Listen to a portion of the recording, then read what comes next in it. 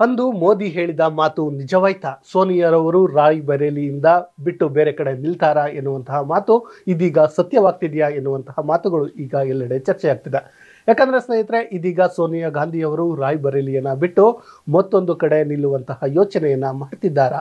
ಇಂತಹದೊಂದು ಪ್ರಶ್ನೆಗೆ ಈಗ ಪೂರಕವಾಗ್ತಿರುವಂತದ್ದು ತೆಲಂಗಾಣದ ಮುಖ್ಯಮಂತ್ರಿ ರೇವಂತ್ ರೆಡ್ಡಿ ಹಾಗೂ ಬಟ್ಟಿ ವಿಕ್ರಮಾಂಕ ಏನಿದ್ದಾರೆ ಅವರು ಸೋನಿಯಾ ಗಾಂಧಿಯವರನ್ನ ಮೀಟ್ ಮಾಡಿ ಬಂದಿರುವಂತಹ ವಿಚಾರ ಇದೀಗ ಇದಕ್ಕೆ ಸಾಕ್ಷಿ ಎನ್ನುವಂತಿದೆ. ಹೌದು ಸ್ನೇಹಿತರೆ, ನಿಮ್ಮೆಲ್ಲರಿಗೂ ಗೊತ್ತಿರುವಂತೆ ತೆಲಂಗಾಣದಲ್ಲಿ ಕಾಂಗ್ರೆಸ್ ಭರ್ಜರಿ ಜಯವನ್ನ ಸಾಧಿಸಿದ್ದು ನಿಮ್ಮೆಲ್ಲರಿಗೂ ಗೊತ್ತಿರುವಂತ ವಿಚಾರ. ಸೊ ಆ ಕಾರಣದಿಂದ ಈಗ ಅಲ್ಲಿ 17 ಕ್ಷೇತ್ರಗಳೇನಿದೆ ಅದರಲ್ಲಿ 12 ಕ್ಷೇತ್ರಗಳನ್ನ ಗೆದ್ದೇ ಗೆಲ್ತೀವಿ ಎನ್ನುವಂತಹ ಹುಮ್ಮಸ್ಸಿನೊಂದಿಗೆ ಕಾಂಗ್ರೆಸ್ ಇದೆ. ಇದೇ ಕಾಂಗ್ರೆಸ್ನ ನಾಯಕರು ಇದೀಗ ಸೋನಿಯಾ ಗಾಂಧಿ ಅವರ ಬಳಿ ಹೋಗಿ ಮೀಟಿಂಗ್ ಅನ್ನು ಕೂಡ ಮಾಡಿದ್ದಾರೆ.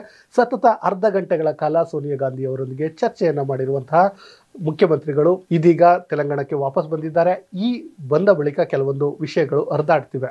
ಅದೇನಪ್ಪಾ ಅಂದ್ರೆ, ಸೋನಿಯಾ ಗಾಂಧಿ ಅವರು ತೆಲಂಗಾಣದ ತಾಯಿ ಇದ್ದಂತೆ, ಅಂದ್ರೆ ತೆಲಂಗಾಣ ಸೃಷ್ಟಿಗೆ ಸೋನಿಯಾ ಗಾಂಧಿ ಅವರೇ ಕಾರಣ. ಸೊ ಆ ಕಾರಣದಿಂದ ತೆಲಂಗಾಣದಲ್ಲಿ ಬಂದು ಸ್ಪರ್ಧಿಸಬೇಕು ಎನ್ನುವಂತಹ ಮಾತನ್ನ ಕೂಡ ಅವರು ಹೇಳಿದ್ದಾರೆ. ಹೌದು, ಈ ಮಾತಿಗೆ ಸೋನಿಯಾ ಗಾಂಧಿ ಕೂಡ ಕೆಲವೊಂದು ಮಾತುಗಳನ್ನು ಆಡಿದ್ದಾರೆ. ಅದಷ್ಟೇ ಅಲ್ಲದೆ ಸೂಕ್ತ ಸಮಯದಲ್ಲಿ ನಿಮಗೆ ಉತ್ತರವನ್ನು ನೀಡುವುದಾಗಿ ಒಂದು ಮಾತನ್ನು ಹೇಳಿದ್ದಾರೆ. ಇನ್ನು ಈ ಸಮಯದಲ್ಲಿ ಕೆಲವೊಂದು ವಿಚಾರಗಳನ್ನು ಮಂಡಿಸಿದ್ದಾರೆ.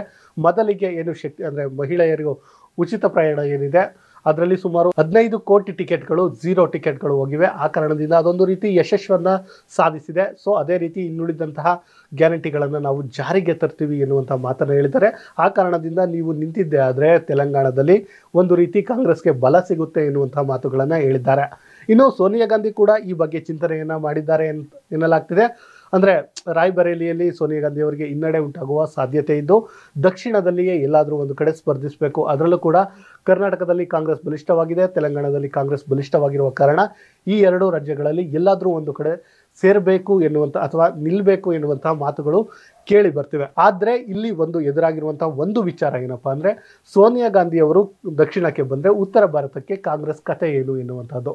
ಹೌದು ಸ್ನೇಹಿತರೆ, ಈಗಾಗಲೇ ರಾಹುಲ್ ಗಾಂಧಿ ಏನಿದ್ದಾರೆ ಅವರು ವಯನಾಡಿನಲ್ಲಿ ಸ್ಪರ್ಧಿಸೋ ಸಾಧ್ಯತೆ ಇದೆ ಎನ್ನುವಂತಾದರೆ, ಸೋನಿಯಾ ಗಾಂಧಿ ಕೂಡ ಇನ್ನು ತೆಲಂಗಾಣಕ್ಕೆ ಬಂದರೆ ಇಬ್ಬರು ಕೂಡ ತೆಲಂಗಾಣಕ್ಕೆ ಬಂದಿದ್ದೆ. ಆದರೆ ಇನ್ನು ಉತ್ತರ ಭಾರತದಲ್ಲಿ ಕಾಂಗ್ರೆಸ್ ಏನಿದೆ ಅದರ ಮೂಲವನ್ನೇ ಕಳೆದುಕೊಳ್ಳುತ್ತಾ ಎನ್ನುವಂತಹ ಭೀತಿಯೂ ಕೂಡ ಇದೆ. ಆ ಕಾರಣದಿಂದಲೇ ಸೋನಿಯಾ ಗಾಂಧಿ ಅವರು ಯಾವುದೇ ಉತ್ತರವನ್ನು ಹೇಳಿಲ್ಲ, ಕಾದು ನೋಡುವಂತಹ ತಂತ್ರವನ್ನು ಮಾಡ್ತಾ ಇದ್ದಾರೆ. ಇದು ಒಂದು ರೀತಿಯ ನರೇಟಿವ್. ಆದರೆ ಮತ್ತೊಂದು ರೀತಿಯ ನರೇಟಿವನ್ನು ನೋಡೋದಾದ್ರೆ ಬಿಜೆಪಿ ಇರೋರು ಹೇಳ್ತಿರುವಂಥದ್ದು ಸೋನಿಯಾ ಗಾಂಧಿ ಅವರಿಗೆ ರಾಯ್‌ಬರೇಲಿಯಲ್ಲಿ ಭಾರಿ ಹಿನ್ನಡೆ ಇದೆ, ಒಂದು ವೇಳೆ ನಿಂತರೆ ಸೋಲ್ತೀವಿ ಎನ್ನುವಂತಹ ಕಾರಣಕ್ಕೆ ಇದೀಗ ದಕ್ಷಿಣಕ್ಕೆ ಬರ್ತಾ ಇದ್ದಾರಾ ಎನ್ನುವಂತಹ ಮಾತುಗಳನ್ನ ಈಗ ಬಿಜೆಪಿ ಹೇಳ್ತಾ ಇದೆ. ಒಟ್ಟಿನಲ್ಲಿ ಸ್ನೇಹಿತರೆ, ಎರಡೂ ಕಡೆಯಿಂದ ಎರಡು ನೆರೇಷನ್ಗಳು ಬರ್ತಾ ಇದೆ. ಒಂದು ರೀತಿ ನೋಡೋದಾದ್ರೆ ಕಾಂಗ್ರೆಸ್ಗೆ ಅಂದ್ರೆ ತೆಲಂಗಾಣ ಕಾಂಗ್ರೆಸ್ಗೆ ಸೋನಿಯಾ ಗಾಂಧಿ ಏನಾದರೂ ಬಂದು ಇಲ್ಲಿ ನಿಂತರೆ ಒಂದು ರೀತಿಯ ಆನೆ ಬಲವಂತೂ ಸಿಗುತ್ತೆ.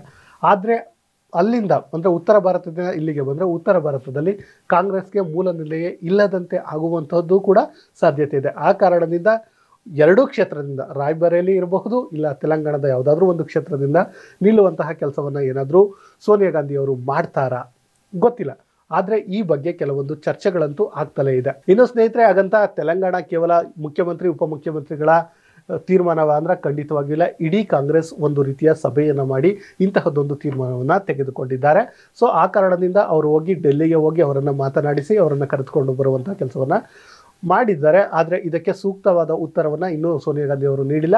ಇದಕ್ಕೆ ಸರಿಯಾದ ಸಮಯದಲ್ಲಿ ಉತ್ತರವನ್ನು ಕೊಡ್ತೀವಿ ಎನ್ನುವಂಥ ಮಾತನ್ನು ಹೇಳಿದ್ದಾರೆ. ಒಟ್ಟಿನಲ್ಲಿ ಸ್ನೇಹಿತರೆ, ಎರಡೂ ದೃಷ್ಟಿಕೋನಗಳನ್ನು ಇಟ್ಟುಕೊಂಡು ಸೋನಿಯಾ ಗಾಂಧಿ ಅವರು ರಾಯ್‌ಬರೇಲಿಯಲ್ಲೂ ನಿಲ್ಲಬಹುದು, ಇಲ್ಲವೇ ದಕ್ಷಿಣ ಭಾರತದ ತೆಲಂಗಾಣ ಅಥವಾ ಕರ್ನಾಟಕದ ಯಾವುದಾದ್ರೂ ಪ್ಲೇಸಲ್ಲಾದರೂ ನಿಲ್ಬೋದು. ಅಂದರೆ ಸ್ಟ್ರಾಂಗ್ ಆಗಿರುವಂತಹ ಕಾರಣ ಒಂದು ಹೆದರಿಕೆ ಇರಬಹುದು, ಮತ್ತೊಂದು ಎರಡೂ ಕಡೆ ಕಾಂಗ್ರೆಸ್ಸನ್ನು ಬೆಳೆಸುವಂತಹದ್ದು ಇರಬಹುದು.